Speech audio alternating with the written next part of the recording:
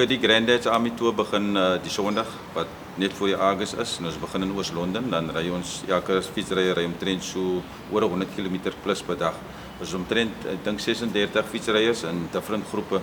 Ek ry die Army, die Navy en die Air Force. Hang af van hoe jou spoed is en obviously hoe jou fitness is. En maar baie mense te gery net om dit te geniet en nommer 2 om geld in te samel. Ek myself is besig met fondsinsameling weer eens die jaar waar ek raffle tickets verkoop en obviously pryse vir die mense. En ek het ons control rooms daar, firefighters en sekere vriende en familie wat ook nou obviously opsit. Wat 'n goeie ding is because hulle weet hulle geld gaan vir iets. En mense het my mooi pryse ook gesponsor. Maar die hele idee van dit is om mense te kan help. Ons kry so baie, ek kom werk toe, ek kry 'n salaris. So ek might as well soos ons beeld gebruik wat as brandweer is, community werk is om iets anders terug te ploeg. Alles teen die Weskaap, ons doen dit vir die Ooskaapse persone want oral waar jy is, jy moet iets goeds kan doen. Ek het 'n meisie van 18.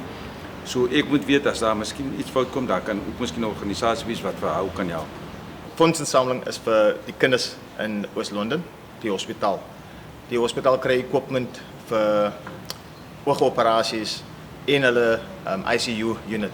Al die equipment wat vir die hospitaal is vir die Ayamantwana Trust. Ayamantwana Trust.